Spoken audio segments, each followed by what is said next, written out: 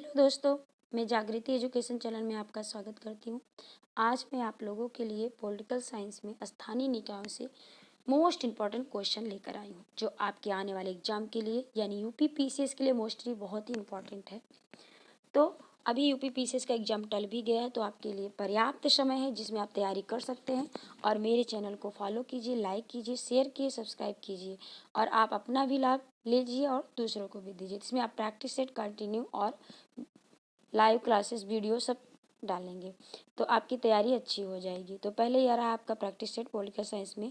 Question थोड़े hard लगेंगे but ये क्वेश्चन आए हुए हैं और आने की संभावना भी है, तो आपकी तैयारी अच्छी हो, हमारा प्रयास यही है। तो ये रहा आपका पहला क्वेश्चन।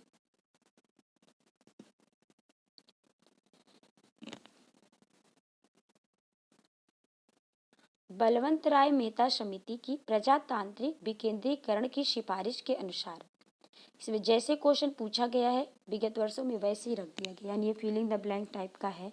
तो आगे आपको बताना है कि सिफारिश के अनुसार क्या होगा। ये है जिला, ब्लॉक एवं ग्राम स्तरों पर त्रिस्तरीय प्रजातांत्रिक पंचायती राज संस्थाओं का गठन होना था। बलवंत राय मेहता आप माइंड में रखोगे सेंटर में। बी है केवल जिला मंडल स्तर पर द्विस्तरीय पंचायती राज संस्थाओं का गठन होना था। या सी केवल जिला स्तर पर जिला परिषद का गठन प्रस्तावित किया गया था।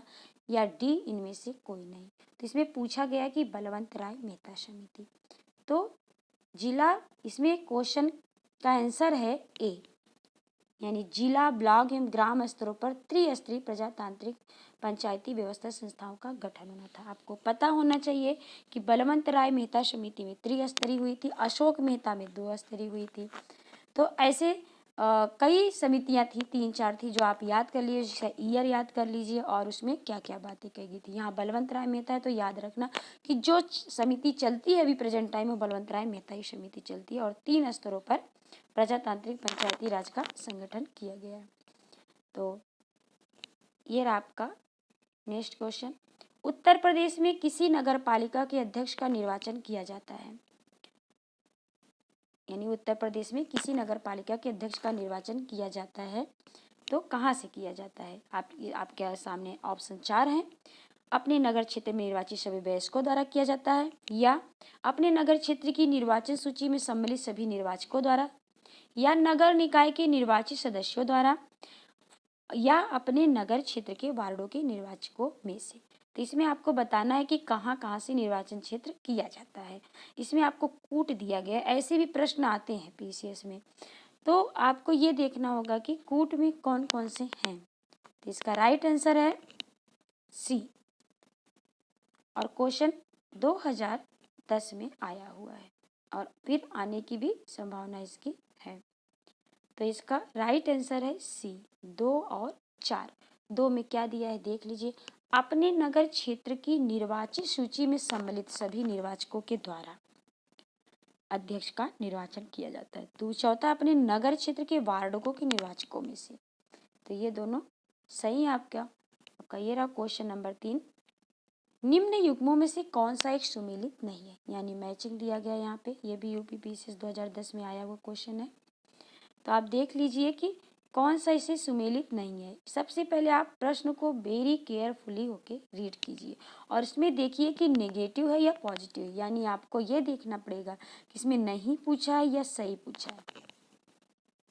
तो इसमें पूछा है नहीं, तो आपको पता होना चाहिए कि पहले आप नहीं पे सर्कल बना लोगे फिर आप पढ़ोगे। ऑप्शन ए है लखनऊ छावनी परिषद। क्या लखनऊ में छावनी परिषद निकाय है, स्थानीय निकाय? क्या पूछ रहा है ऑप्शन बी कानपुर में नगर निगम, सी गाजियाबाद में नगर पालिका परिषद, या डी काकोरी में नगर पंचायत। तो आपको इसमें सही आंसर बताना है कौन सा आपका सही है। तो कौन सा सही नहीं है, यानी 3 सही है, ये किसमें गलत है। तो इसका भी आंसर है गाजियाबाद, यानी ऑप्शन सी।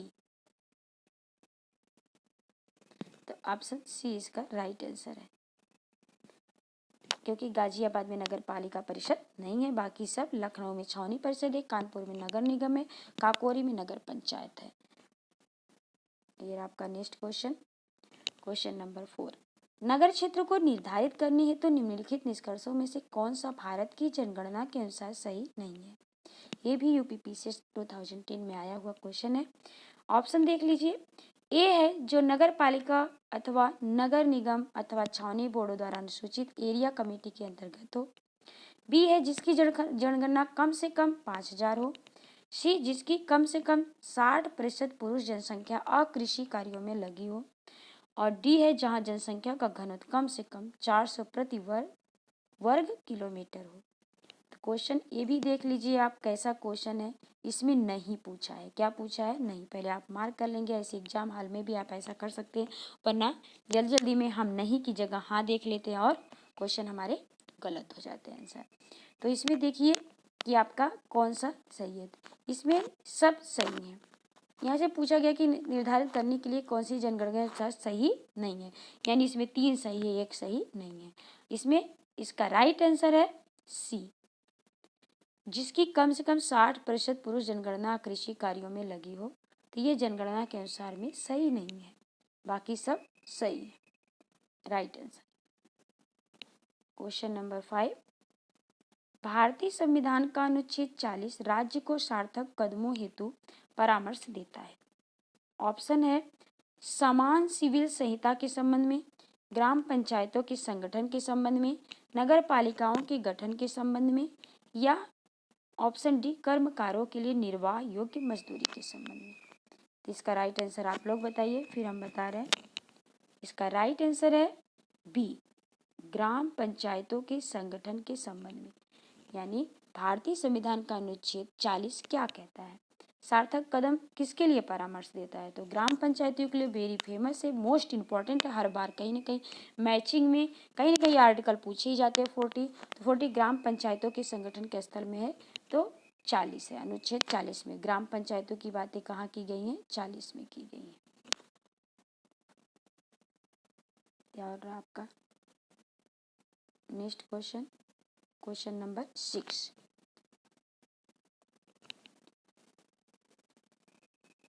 1957 किस समिति ने भारत में त्रिस्तरीय पंचायत राज की सर्वप्रथम सिफारिश की थी? अभी ऊपर इसी से रिलेटेड क्वेश्चन था, 2010 में आया था और 2008 में आया हुआ है, छत्तीसगढ़ में आया हुआ है। ये यूपीपीसीएस 2008 में। तो सारी स्टेट में आते रहते हैं। ये यूपी में नहीं आया था, छत्तीसगढ़ में आया था। लेकिन ये इम्पोर्टेंट बलवंत राय मेहता समिति, ये मोस्ट इम्पॉर्टेंट आपका जो ऊपर पढ़ा चुके हैं। तो क्वेश्चन रिलेट रहे तो आपके दिमाग में तुरंत क्लिक हो जाना चाहिए। वैसे इसका ऑप्शन देख लीजिए।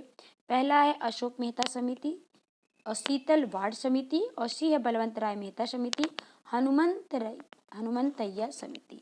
इसका राइट आंसर है सी, बलवंत राय मेहता समिति, जो अभी इसी से संबंधित क्वेश्चन को घुमा के ऊपर पूछा गया था। आप लोग कंफ्यूज न हो। बलवंत राय मेहता समिति मोस्ट इंपॉर्टेंट है। किस ईयर में आया था हमने बताया था, भी याद कर लो, तो 1957 में आया था और ये त्रिस्तरीय व्यवस्था की सिफारिश किया था। और इसके बाद अशोक मेहता समिति आई थी जो 2 स्तरीय समिति की सिफारिश की थी। और किसको मान्यता दी गई? बलवंत राय मेहता को। तो ये रहा आपका most important question. Next question 7, निम्न कथनों पर विचार कीजिए। कथन ए है स्थानीय स्तर पर ग्रामीण मामलों के प्रबंध में राजनीति का अन्य खेल कम हो गया है, और राजनीति का अंतः खेल कम हो गया है। और कारण है इसका क्यों कम हो गया है? संविधान के 73वें संशोधन के द्वारा ग्रामीण स्थानीय शासन संस्थाओं का पुनरुत्थान हो गया है। तो क्या बताइए? कथन और करण कूट दिया गया है। कूट में कहा गया है कि दोनों ए और आर सही हैं, आर ए का सही स्पष्टीकरण है, या बी दोनों ए और आर सही है परंतु आर ए का सही स्पष्टीकरण नहीं है, या सी ए सही है परंतु आर गलत है, या डी ए गलत है परंतु आर सही है। तो इसका ऑप्शन आप कूट के हिसाब से लगाएंगे। इसका सही आंसर बताइए, इसके बाद बताते हैं। तो इसका सही आंसर है ए, यानी ए और आर सही है और आर ए का सही व्याख्या कर रहा है। इसका राइट आंसर है ए कूट में।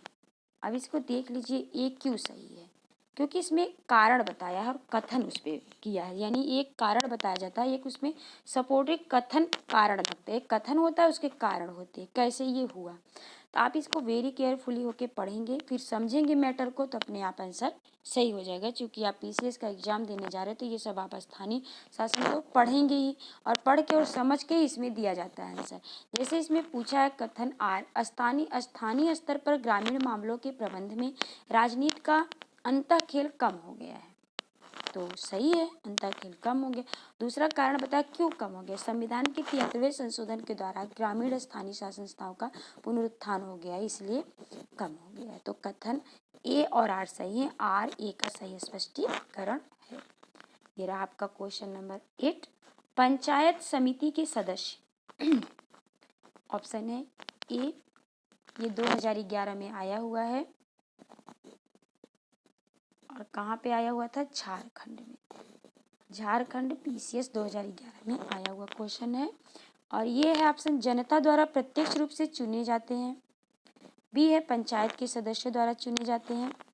सी है, जिलाधिकारी द्वारा मनोनीत किए जाते हैं। और डी है, खुली प्रतियोगिता के आधार पर भर्ती किए जाते हैं। तो आपको बताना पड़ेगा पंचायत समिति के सदस्य कहाँ से आते हैं।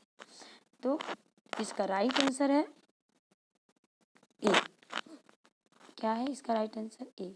पंचायत समिति के सदस्य जनता द्वारा प्रत्यक्ष रूप से चुने जाते हैं। नेक्स्ट क्वेश्चन ये रहा 9। पंचायती राज को संवैधानिक स्थिति प्रदान करने की संस्तुति निम्न में से किस कमेटी द्वारा की गई थी।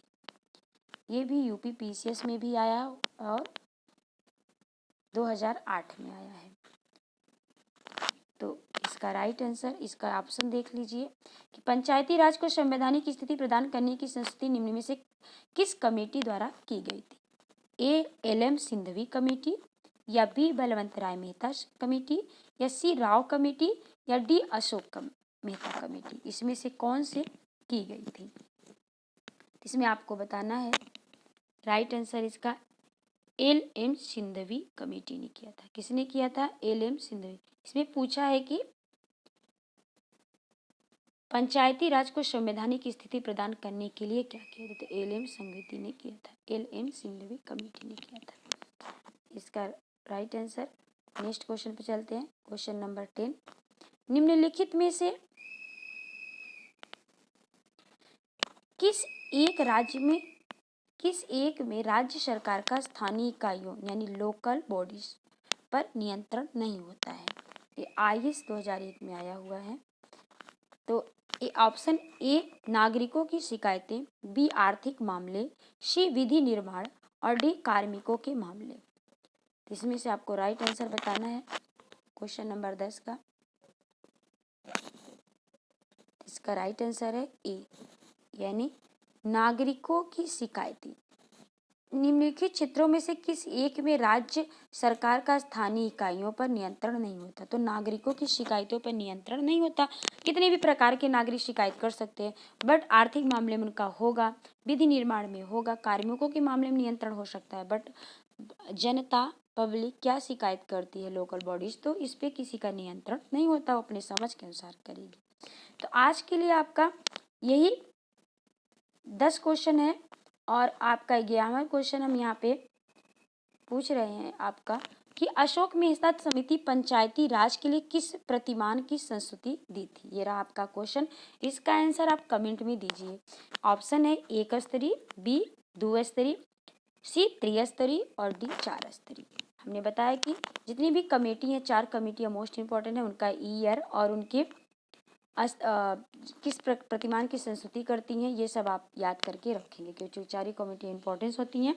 अशोक और बलवंत राय मेहता मोस्ट इंपॉर्टेंट है। तो ये रहा आपका आज का सवाल। तो इसका आंसर आप हम कमेंट में दीजिए, और अच्छा लगे तो, क्वेश्चन इंपॉर्टेंस लगे तो लाइक, शेयर और सब्सक्राइब भी कीजिए। खुद पढ़िए और अपने दोस्तों को भी लाभ पहुँचाइए।